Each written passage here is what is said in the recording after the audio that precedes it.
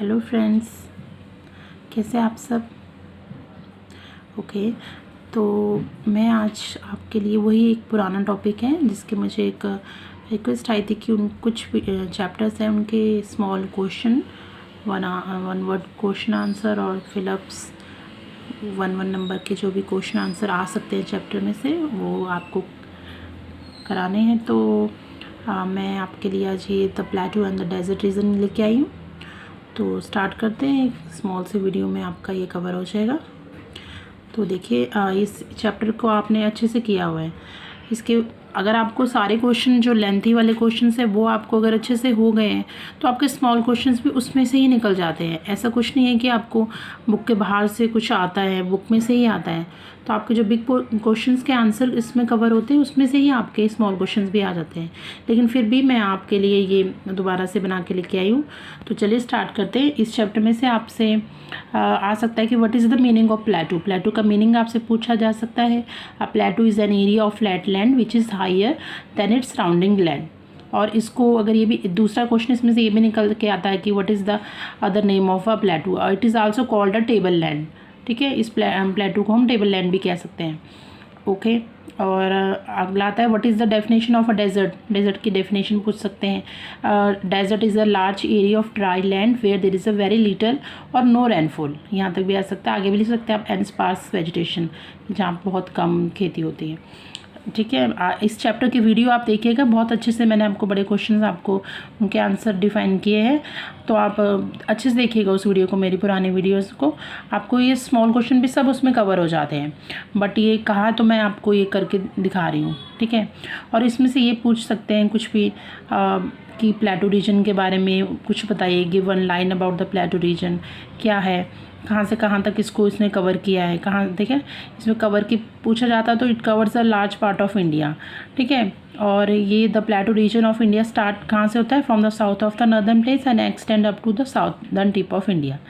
Okay, और क्या पूछ सकते हैं इसमें, ये भी पूछ सकते हैं कि शेप क्या है। तो the plateau region is triangular in shape, rocky uneven and has black soil. ठीक है, यहाँ पे ज़्यादातर उपजाऊ मिट्टी होती है, ब्लैक सॉइल होती है। ओके, तो इसमें से ये आ सकता है। चलिए आगे देखते हैं। ओके, तो इसमें आपसे ये पूछा जाता है कि how many hill ranges cover in this plateau region. ठीक है, आपसे सिर्फ ये पूछा जा सकता है कि नॉर्थ वेस्ट की तरफ से कौन सी इसमें कवर होती है, तो आप इसमें अरावली रेंजेस लिखेंगे। अगर नॉर्थ ईस्ट की तरफ से पूछा जा रहा है तो राजमहल हिल्स।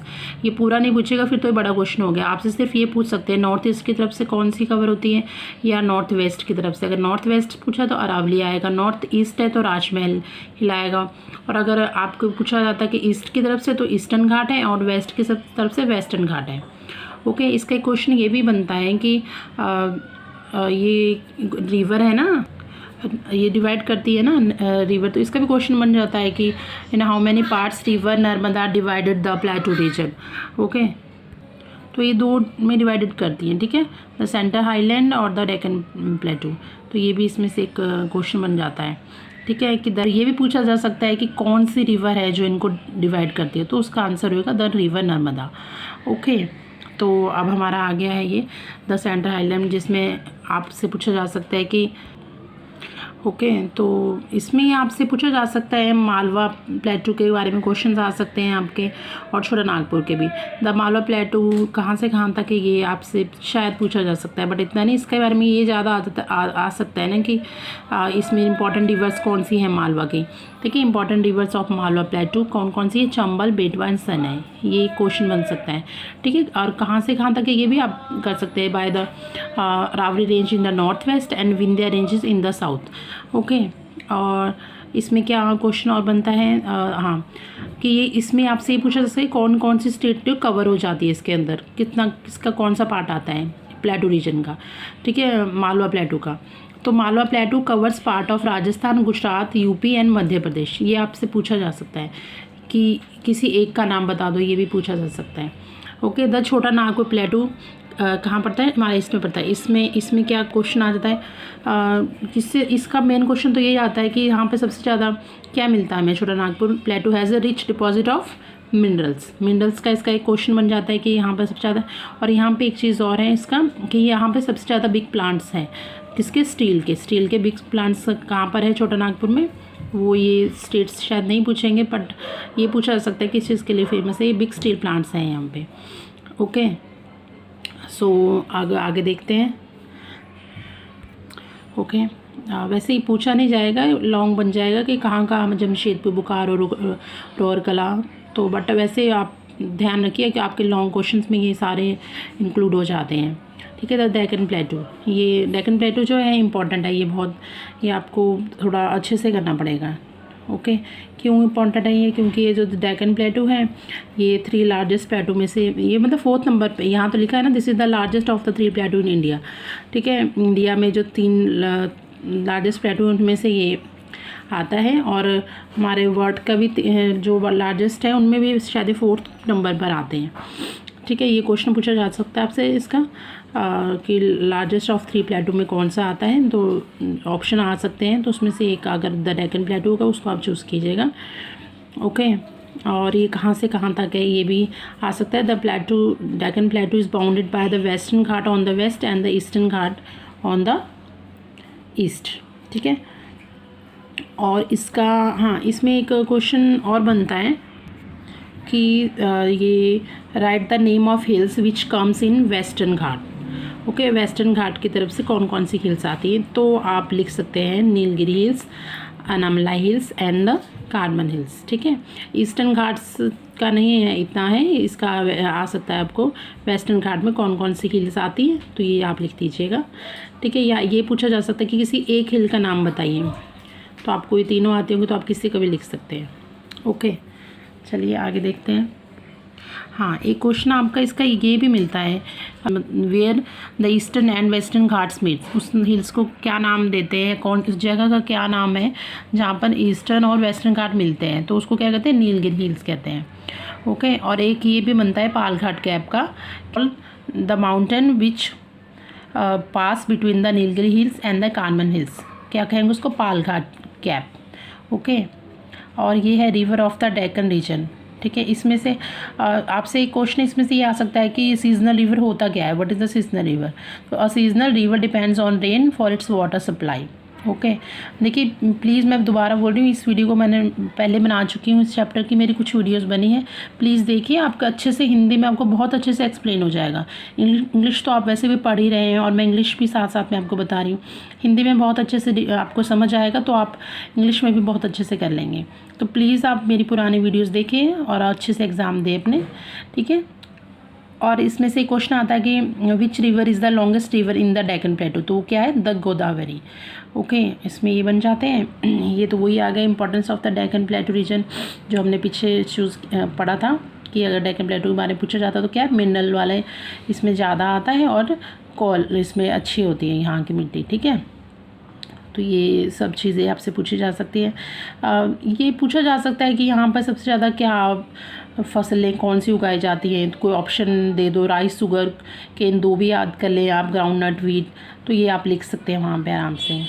ठीक है, कार्डमम जो है वो कहाँ पर उगाए जाते हैं, तो वो कार्डमम हिल्स में होते हैं। ठीक है, कार्डमम जो इलायची है जिसको हम बोलते हैं, कहाँ पर उगाई जाती है, कार्डमम हिल्स में।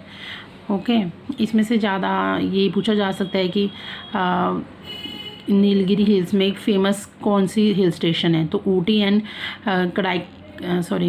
कोडाईकनाल फेमस है hill station in the Nilgiri hills. Okay, और यहाँ पे सबसे ज़्यादा क्या चीज़ें उगाई जाती है, लार्ज कॉफ़ी और टी प्लांटेशन ज़्यादा होती है नीलगिरी हिल्स में, ये भी पूछा जा सकता है। और द ग्रेट इंडियन डेजर्ट का तो सबसे इंपॉर्टेंट क्वेश्चन ये बनता है कि इसको और क्या कहा जाता है, is also known as the Thar desert. Okay, और यहाँ के क्लाइमेट के बारे में पूछा जा सकता है कि कैसा क्लाइमेट होता है वहाँ पर, तो ओके, तो आप आराम से बता सकते हैं कि यहाँ के the Thar desert is dry and sandy. ठीक है, इतना ही काफ़ी है। अगर आपको एक लाइन और लगानी है, there is a very little rainfall, but ऐसे इतना बहुत है, the Thar desert is dry and sandy. Okay, तो आगे जाते हैं। इसमें प्लांट के बारे में अगर पूछा जाता है कि प्लांट लाइफ कैसी होती है थार डेजर्ट में, तो plant which require little water grow here only. ठीक है, जिनको सिर्फ कम पानी मिलता है।